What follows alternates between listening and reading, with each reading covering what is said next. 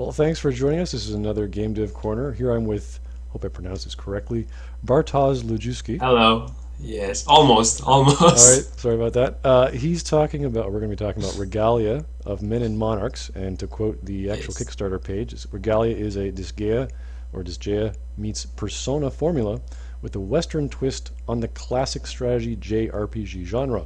The strategy JRPG genre, or the strategy games, are also referred to as tactical RPGs. There's a whole bunch of them. Tell us about Regalia in your own words. So basically, you got the gist right. Regalia is a game that is inspired by the classical Japanese productions, and we are huge fans of JRPG in our team. So we thought of making a game that would blend the games we loved, like Final Fantasy Tactics and Tactics Ogre, Wild Arms, and all the great strategy RPGs, with just a tiny little pinch of Western game design. And this is how Regalia was born. We also added some other elements, so our game features also stuff like light 4X elements, there's diplomacy, there's town building, and you get your own castle you can customize. And from Persona games, we also feature social links, lots of characters, a very varied cast. So I think we tried to take the best elements of all the JRPGs you love from the consoles and bring it to the PC. Well, Bartosz and myself have been chatting for the past day about all kinds of geeky old school games and Yeah, like PlayStation stuff. Like my first PlayStation game that I bought was Final Fantasy Tactics. It came with the PlayStation, and I played that game to death. I got Cloud, and I did all the side missions. We've had pretty similar interests growing up, yeah, and definitely. I was just kind of curious because I'm always interested in what people have been playing or what influences you. Now, what were some of the games from those eras that really made you love gaming as in general? I know you talked about a few already, and of course, what was the one that I wouldn't say the one, but what was the strongest influence for you to make this kind of game? Not to say, oh, I played this game, I wanted to do that, but what was like it could have been anything. I don't know what your influence was, but Yeah. what was that one thing that says, oh, that makes me want to make a game? Uh, I think strategy RPGs always were very dear to me. When I was playing Final Fantasy Tactics for the first time, Yeah. we haven't spoken English very well back then, so I couldn't understand anything about the story. We didn't know how to level up the characters, so we very soon we couldn't progress in the game because it was frustrating. We didn't know about the job system, about all the intricate stuff and tactics. So it was a game that we had to fight with to play, and it will always hold a very special place in my heart, I think. And well, from all the genres I can think of, strategy RPGs are my favorite. I think. I think I've played almost every strategy RPG that came up in the recent years. So when we finally decided to make a game, we didn't even think much about it. We just knew that we were going to make a strategy RPG game. The first thing I started working on was the combat, was the grid, the turns, even before we had all the other stuff. So When you're talking about who's your team that you're referring to that you wanted to make a game with? well, the basic team that the idea came from me and my brother because we grew up together. We played the same games. We played on the same console. One person plays, the other one looks, and then you Right. switch, and the other one plays, and we got through a lot of games in this way. So that was our own shared dream, and it started from just the two of us, and now we grew. We have like I think 12 people in the team. So, but it started just from me and my brother, this small tiny dream about making a game. It's something that we always wanted to do, and here we are. That's rather interesting because if you look at the Kickstarter, you have a very, very modest. I mean, 40K is very, very tiny for the kind of game you want to Yes. make. And if you look at the breakdown of that money, it's mostly on art assets. And to me, that Yes. implies that you have all the programming, all the functionality, all the game mechanics figured out, and you just want to load it up with content. That's kind of cool. I mean, a lot of products like they'll say, "Hey, where's the programming aspect? Where are you getting your money?" Because there is none. You look at Yes. the giant pie has no slice for the developer, and I'm like, that's unheard of. So I'm kind of curious, like with all these tool sets technically done, like figured out, are you now in production? You just what, we need a boost to get going. Is that it? Yeah, but there are two reasons actually for the lack of programming in the funding split. The first one is that we are partially self-funded. We invested a lot of our own savings into creating the prototype. We also took a bank loan to fund it even further. And the second reason for this is that all the programmers, writers, and designers are basically volunteers. They work of their own volition in their own free time. We all have our day jobs, and in the evenings and during the weekends, we are basically game developers. That's how it works. How long have you been actually doing this until you said, what, it's time to go to Kickstarter? This is the right time. We've started. I think first playable thing we had was in December, and we started ramping up from there. From March, we had 3 artists instead of 1, and we were working in full production. So I think first steps were taken in December, but full scale production began in February, March, something like this. So basically 4 months of full production and 6 months of production, but not in a full understanding of that. Talking about your artist, the style is very manga inspired. It's very cutesy. It reminds me very much of Disgaea, or I can never pronounce that name. Yeah, we do not know how to pronounce it either. It's I'm not a huge fan of Disgaea. I played it through, and then I saw the way the leveling scheme works. It was like, wow, this is going to take a while to play. It just sort of dropped on me, but it's very cutesy. It's very popular. There's a bunch of games from it.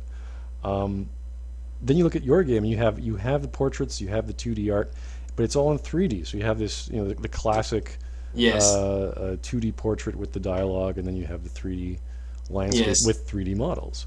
Yes. And was that like you saying, this is the way we got to do it? Was this your artist saying, no, we got to totally have the portraits, we can't have 3D?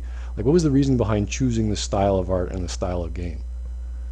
I think this is going to sound a little bit weird, but we had to work with what we had basically. So our first artist was our only artist, and he has drawn all the characters you see in the campaign, but he never had any experience with drawing backgrounds or stuff like that.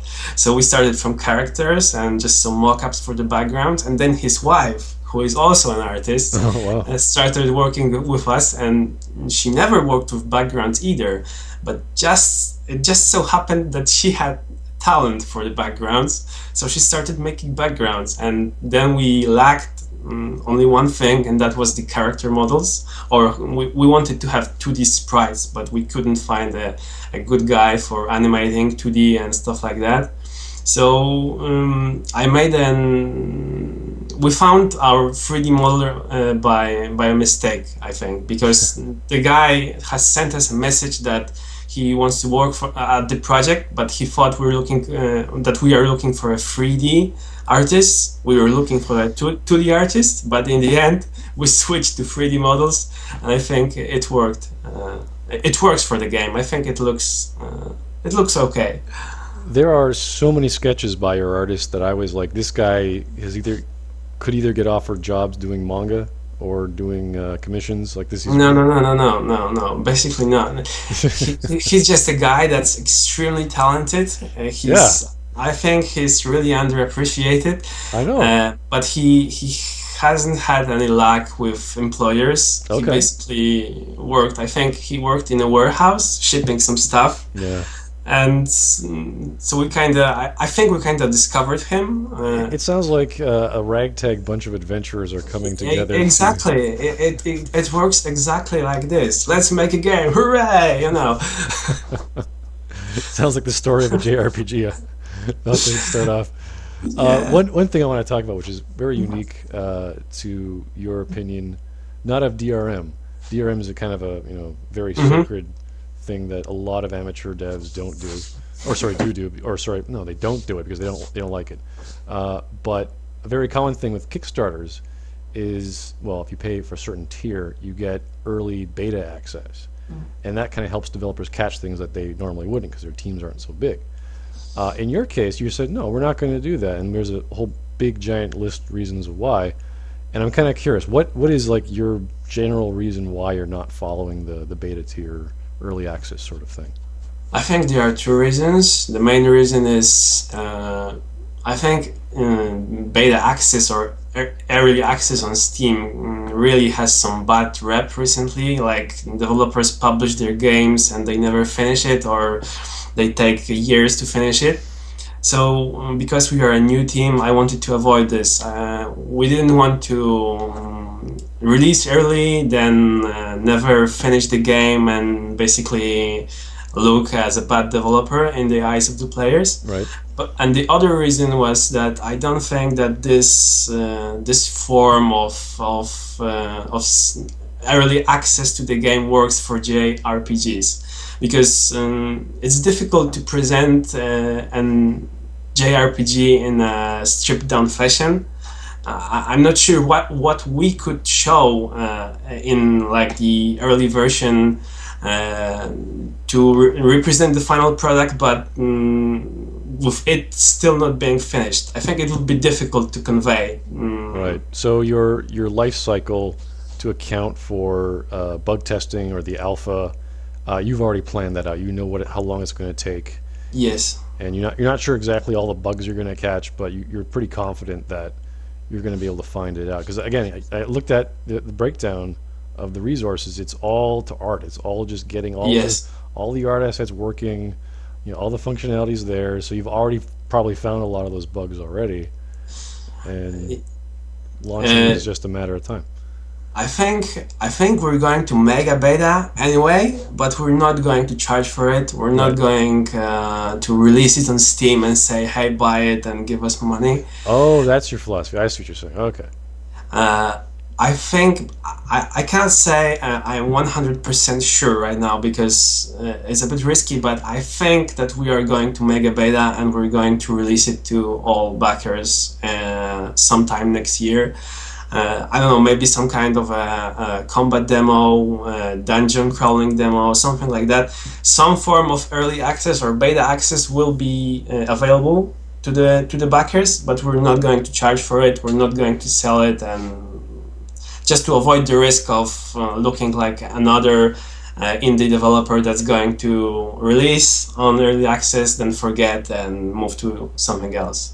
One of the more popular games on Kickstarter, or mostly well-funded, was Pillars of Eternity, and they provided a beta which was actually very beneficial to their team, but they are still releasing updates. Now, that kind of game, the real-time with pause gameplay, the stats, there's all kinds of numbers. They're constantly balancing. They're constantly releasing patches. Do you see your game ever doing that? Because I haven't checked out all the RPG stats if you've posted them yet, but it seems like you don't have to do month down the line you're going to release version 1.01, and then 2 months is going to be 0.02, like balancing issues. Is this something that you foresee you have to do, or is it just something you're going to eventually have to do if it screws up on you? Absolutely. I think it would be unwise to say that we are going to release and it's going to be so perfect that it's not going to need any more work. We definitely want to support the game for quite some time. We have some plans for how we are going to support it with free content after the release. We're going to post more about it on the Kickstarter soon. But right now, I can definitely tell you that work on a game is never over, basically. So we are going to work as long on it as we will be able to, basically. That sounds great. Okay. Well, the other thing I want to talk about is just games in general. I was a Persona fan since Persona 1. I was pretty stoked that you guys were basing this concept of social links. Yes. It says a whole other, like, that's a whole other area of JRPGs that I think only Atlas has really dived into. You also talked about having a village that you're going to be growing. Yes, a town. Yes. So I'm assuming you're going to be walking around your town and talking. Exactly. To everyone. Okay. It's going to work very similar to Persona. If you know Persona, you know that you basically walk through the cycle of school and then the time after school and everything like that. So it's going to be a little bit similar.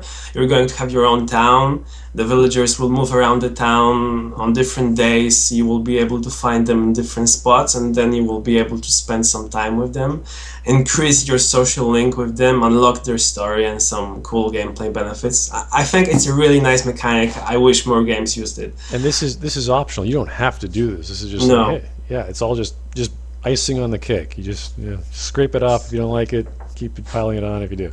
Yes. We're trying to let the player play as he wishes. If he doesn't care about the story and the characters, more power to him. He can skip it. He can go grind his eyes out and kill every single monster in the game. No problem. Well, thank you very much for your time. Those are all my questions. Unless you want to add some cool, unique thing that really sells your product, go right ahead. I'm pretty sold on it, so if you think there's something that you really want to tell people. I think that this is the first Polish-Japanese RPG. Yeah, Polish. Polish-Japanese RPG that exists in the market and probably will exist in the market for quite some time. So if you're interested how a Polish team can make a Japanese game that looks like a Japanese game but is not really a Japanese game exactly, then I think you should try our game. I think you guys are going to love it. We are putting our heart in it. Well, thank you very much. Thank you for your time, Bartosz. That's Regalia of Men and Monarchs. Check it out on the link below for Kickstarter. Thank you very much. Take it easy.